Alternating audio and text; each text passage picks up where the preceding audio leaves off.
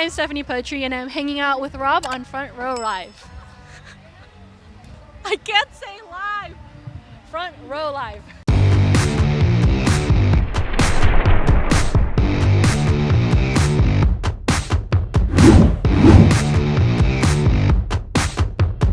What's up, guys? Rob here, Front Row Live Entertainment. Finally hanging out with Stephanie Poetri. I'm so excited to be sitting with you. I've been a fan of you for some time because you have some incredible songwriting. Like, I feel like you went to Nashville, got all of the best like songwriters, country writers, everything, and then brought them into your mix of things. Is that? I feel like that was the case. My dad is from Texas. Oh, well, there you go. That came out. Thank you so much. That means a lot. But yeah, I found that my favorite songwriters that I work with are from Nashville. So shout out to y'all. There we go. Yeah. So what was that like learning experience for you? Like kind of learning how to write the way that you do? Because with your music, what I love is that you take us into this story. Like we start to become part of the story, not just a listener. And that's pretty cool that you do that. So how did you learn to do that? Girl, I have no idea. I think it's like, for me, I have a lot of favorite artists, and a lot of them do that. Like just somebody that everybody knows, like Taylor Swift. Like, I think she also uses her music videos for that. And so I love when I write a song, I also imagine the music videos. And so I'm like, oh my God, if we say this here, the scene in the video could be like this. Yeah. And so maybe that helps. But other than that, I think, I don't know. I get lucky. I don't know. I feel like there's just so much going on in your mind when you're in the writing process. Like, I don't know how you cope. The writing process. Even right now, I'm like, oh. So today you performed again here at Head in the Clouds. Head in the Clouds was your first ever festival, if I remember. Yeah. So coming back a second time, like how different is that? How different is that experience, and how do you feel now, like being able to perform on main stage? Yeah, so basically the first time I performed was just one song, which was just I Love You 3000, and that was like kind of before I signed, so it was like a little glimpse, like, oh my God, who's she? And it was like super random, but it was very kind of them to just even have me. And now I get to perform on the Double Happiness stage, and that's like really cool because now I finally get to bring not only that song that I sang the first time, but also a bunch of other songs that are fun. And I did a cover. I really like doing covers that everybody knows and can sing along to. So this year I did Fireflies, and last year I did Hot and Cold by Katy Perry. Nice. So I like them covers. I mean, you're a veteran here now. Am I? I don't feel like it. I'm just here walking around like, oh my God, where's the food? What's the new food here? Yeah, I'm ready to eat. Literally. Seriously. Literally, love. So most recently you released an EP, 5 tracks, incredible tracks. You open it with an incredible track with Jake. I love that collaboration. Like, what was that collaboration like? And like, what did you kind of learn from that experience with Jake? So basically, what was cool about Jake was when the song came to him, he like sent back his version a day after, and I was like, I respect this man, and I really liked it immediately. So I was like, it's meant to be to have it with him. And I think my favorite thing was finding out that this man is 6'7". And I found out when we were shooting the music video, and they were like, Stephanie, you need to step on boxes, because if not, you are the same height as his chest. So I was like, okay. But he was great, and also I think I definitely learned a lot about the ability to like add onto production to work with others, because I think sometimes you make a song and it's like, oh, it's a duet, and then they come on and then that's it. But what's great about him is he came on and he added production to it. Yeah. And I feel like I was very open-minded with it. I know how some people can be a little bit not as open-minded. They're like, oh, you go on, I don't want you to mess with the production too much. Yeah. But he did such a great job that I was like, look at you, talented man. Can you hear my voice is a little... You're so excited. Oh, weird. Yeah. I got off stage. Dude, I had so many voice cracks on stage, and I just laugh it off. But you go to bed thinking about it. Yeah, I'm sure. But that's part of like the live show. Like that's what we love. That it's like you never know what can happen. Exactly. You got to accept it. Yeah. How do you control your voice during the recording process of your music? Especially like with these 5 tracks, you give us so many different vocal tones and vocal melodies at the same time. So being able to learn how to execute it, but at the same time like have that control, what was that like for you? Wow, what's a question? I feel like that's like stuff you ask to a pro. Are you saying am I asking the wrong person? I don't know. Did I get the wrong artist here? Let's ask who's performing right now. Yeah. I think here's the thing. I get in my head a lot about what I want to sound like. So I have my favorite engineer and also vocal producer with me. His name is Tristan, and he like makes sure that I don't overthink it. Because I will say, when you hear the demos of the stuff I make, it's like a little too much. Like, you sound a little too sad here. You sound a little too, like desperate. So let's like tone it down. Like, how like in some songs you want to sound desperate, like, I love you, why don't you love me back? And I kind of sound a little bit too like maybe like Broadway, where you're like, and so I have him to help me tone it back.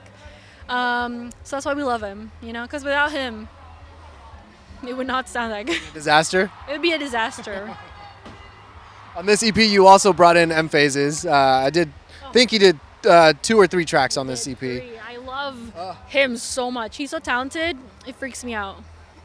And he's like too nice. You know what I mean? Like, he is the sweetest man ever, and he's that good. And I'm just like, I'm trying to like, I don't believe he's real. I'm trying to find something wrong with him. Exactly. There's nothing wrong with him. He was great.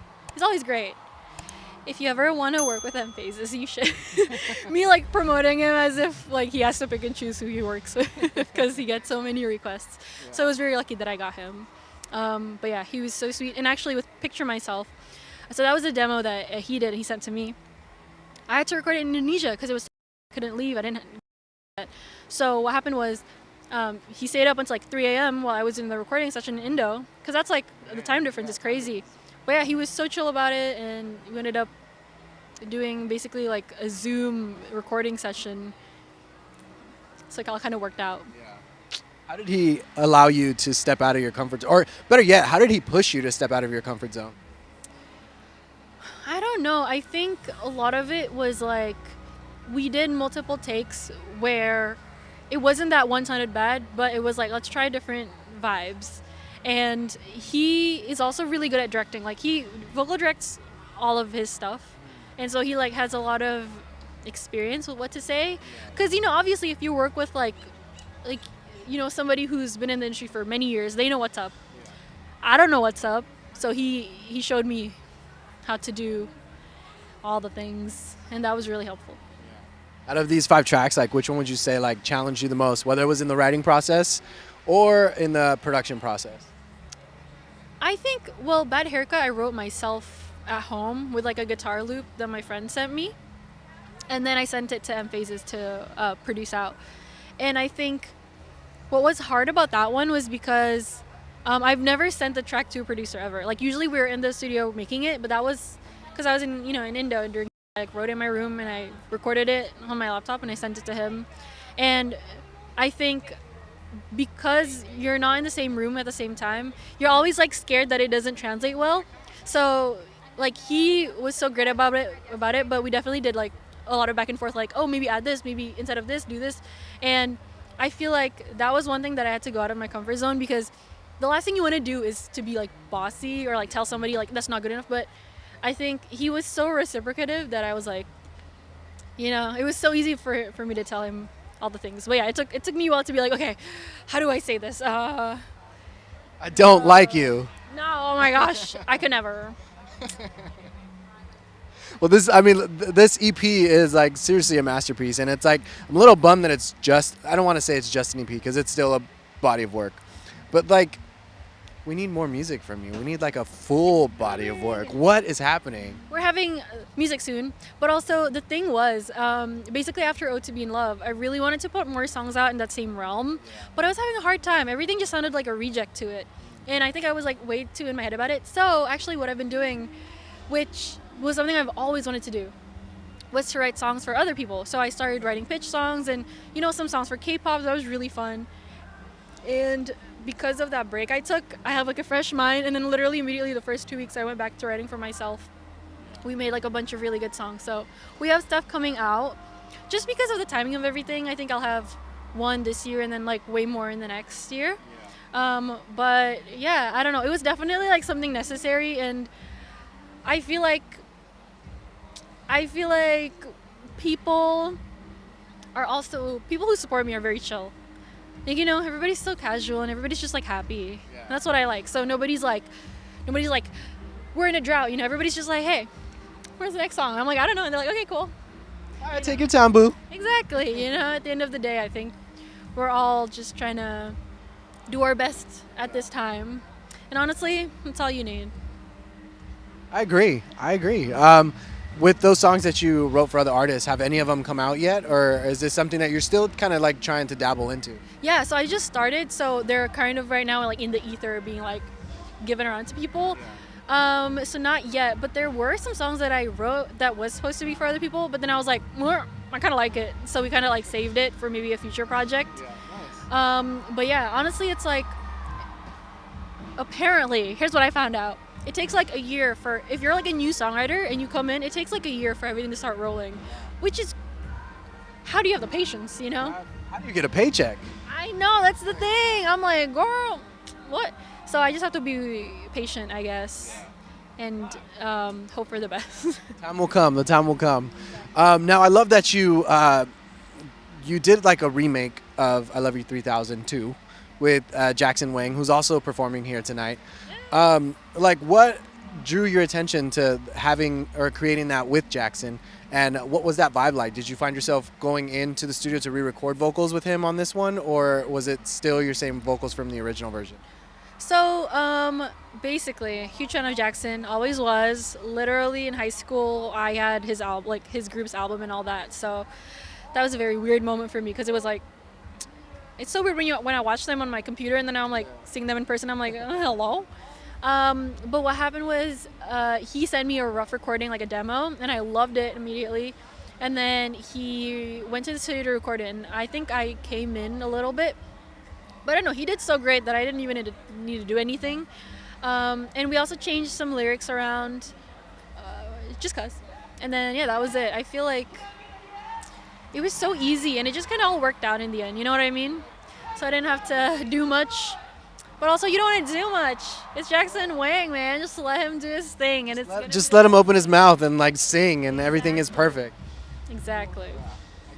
I get that. Well, congratulations with the EP that's out right now. Congratulations with coming back here to Head in the Clouds. And you and I need to catch up again soon when another single drops, when an album drops. We should, and we will have more to talk about, and my voice won't be as out. What's the right word for it?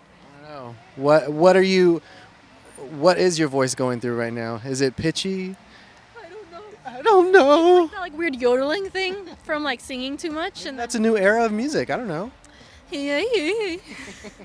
doesn't sound good. That's a wrap. She said it. Thanks for watching here on Front Row Live.